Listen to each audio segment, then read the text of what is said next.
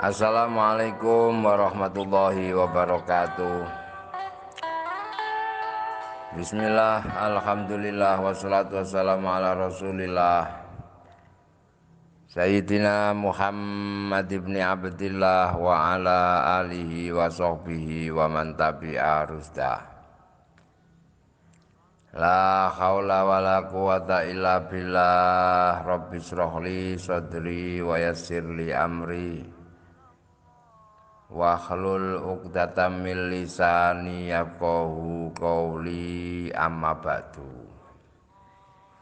Para kiai, ibu nyai, para gus, ustad, ustadzah, sedaya sedulur jamaah pengaosan kitab Al-Hikam ingkang dirahmati kalian Allah. Mugi-mugi kula panjenengan tansah pikantuk ridho, pangapura, pitutuh, pitulung, keselamatan, kesehatan, awake berkas, seger waras, akeh duit, akeh beras. Masalah urusane beres tuntas, utang-utange lunas dan bahagia tanpa batas. Amin ya rabbal alamin.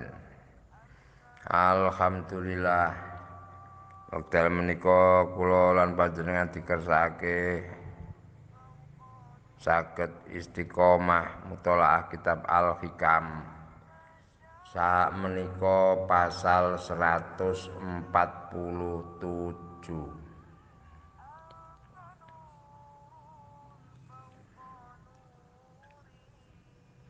Suatu tindakan yang bodoh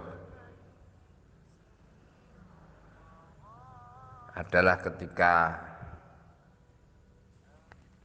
kita meninggalkan apa yang menjadi keyakinan kita, mengikuti dugaan pendapat orang lain. Dan itu artinya kebodohan karena bodohnya diri kita. Mugi-mugi napa ingkang kula aturake tansah diiringi hidayah, pitulung, dadosake gampil anggenipun paham, saged ngamalake dados ilmu sing barokah, manfaat dunya akhirat. Amin ya rabbal alamin. Bismillahirrahmanirrahim. Ajhalun nasi man taraka yakina ma indahu lidhanni ma indan nas. Ajhalun nasi utawi luwih bodho-bodhone menungsa. Man iku wong taroka kang ninggal sapa man yakina ma indahu, keyakinane perkara kang ing dalem sandinge man, keyakinannya sendiri ditinggalkan lidhanni ma krana penyonone perkara indan nasi kang ing dalem sandinge menungsa. Jadi manusia yang paling bodoh itu adalah orang yang suka mengabaikan keyakinan yang ada pada dirinya, padahal dia sudah menyatakan apa yang ada dirinya, yaitu banyaknya kekurangan, tempatnya salah, aib yang merupakan pembawaan manusia.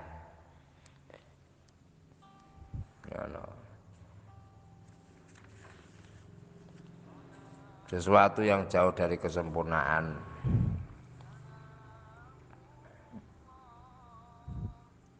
Kemudian dia mengikuti apa yang menjadi dugaannya orang. Orang anggap dia baik, orang anggap dia gini, bahkan menyanjung, memujinya, mengelu-elukannya. apa meneh public figure po.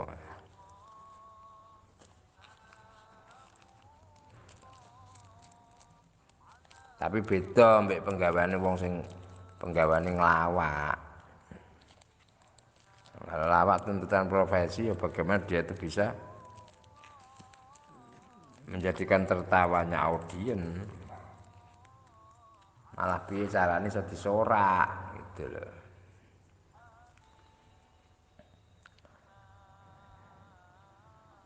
Jadi pasal 147 ini ada 2 poin yang harus kita perhatikan. Yang pertama, ketika kita mengalami sesuatu dalam hal spiritual, apa sudah kita saksikan, kita rasakan, dan itu sesuai dengan apa yang kita dapat sebagai arahan dari guru atau dari referensi yang bisa dipertanggungjawabkan. Kemudian ada pendapat orang lain yang tidak selaras dengan apa yang kita yakini pada diri kita.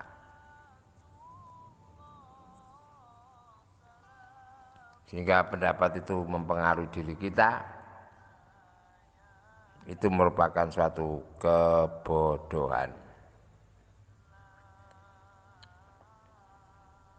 Yang kedua, terkait apa yang ada pada diri kita,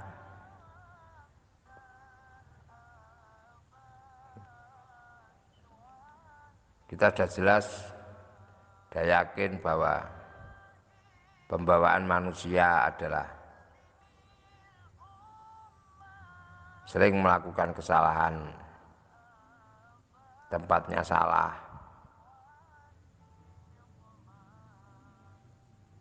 dan banyak yang jauh dari kesempurnaan. Tapi hal semacam itu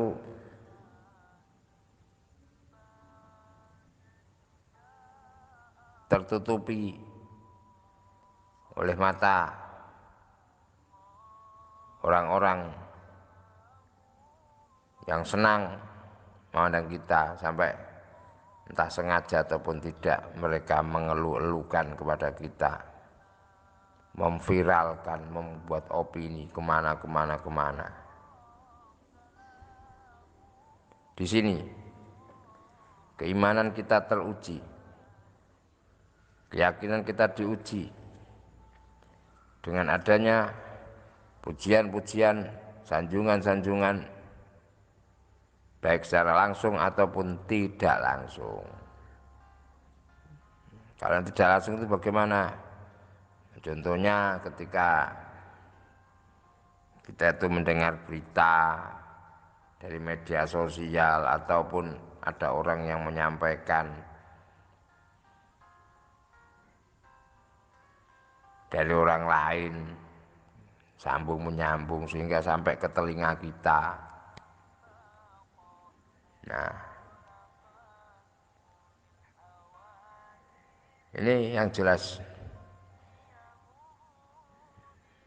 merupakan ujian bagaimana kita itu menyikapi terhadap sesuatu yang semestinya tidak berhak kita terima.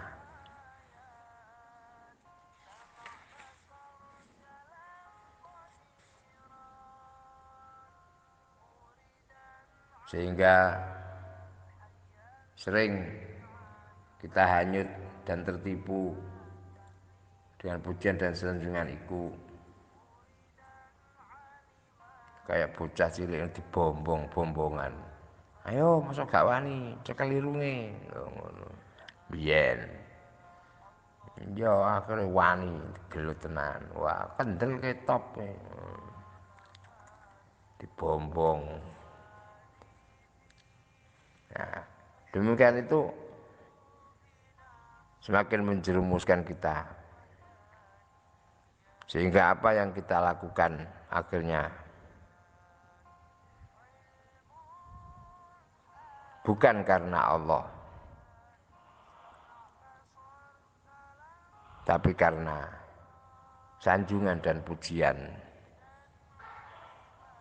di mana nafsu dan hati kita merasa senang dengan pujian itu, sehingga melupakan zat yang menutupi aib kita dengan tutup yang indah,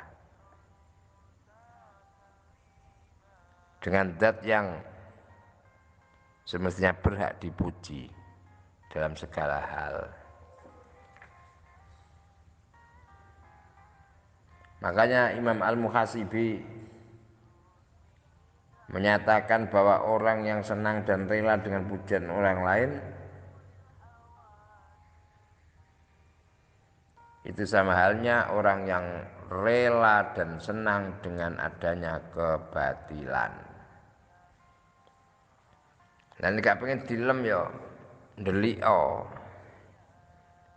Mane mukhalathatun nas khotorun azim. Campur wong akeh ki yo bahaya gede. Kalau memang kita tidak siap untuk menghadapinya. Nek gak roh juruse, gak roh ilmu.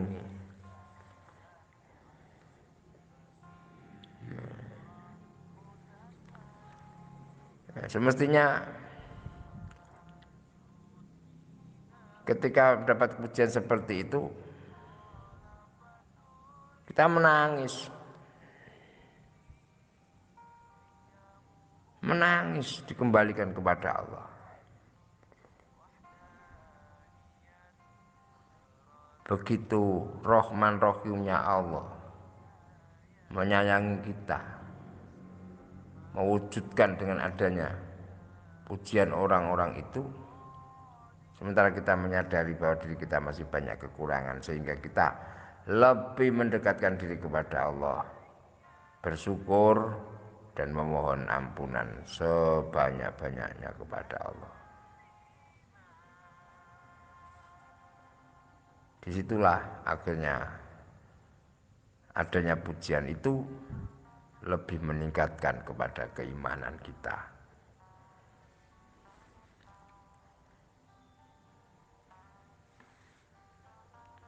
Kita harus mengenali diri kita sendiri, introspeksi, evaluasi.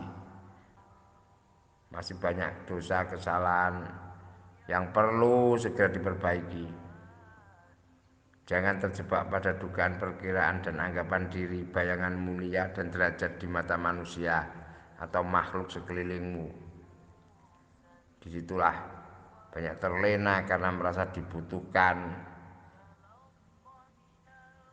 merasa diperhatikan. Sebenarnya itu adalah kebahagiaan semu.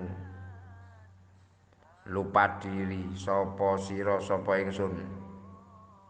Saudaraku, kita bukan siapa-siapa, kita bukan apa-apa. Qada dan qadar Allah lah yang berperan aktif dalam batang tubuh ini. Banyak ulama lebih suka dapat kritikan, bahkan hinaan, untuk mengingatkan dirinya. Mari kita tanyakan kepada diri kita masing-masing. Senang pujian atau kritikan dan hinaan. Ketika kamu menemukan jati dirimu, setelah berpikir panjang, berpikir jauh, maka tidak ada bedanya antara hinaan atau pujian dari sesama makhluk. Kita tetap istiqomah, mohon petunjuk, pertolongan, pengampunan, dan keselamatan. Tetap semangat dalam menjalani hidup.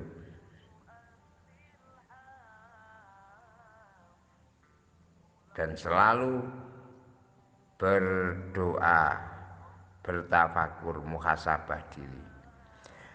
Rabbi fanfa'na bi barakatihim wahdinal husna bi hurmatihim wa amitna fi tariqatihim wa muafati minal fitani.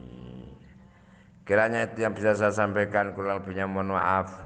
Ihdinas siratal mustaqim. Wassalamualaikum warahmatullahi wabarakatuh.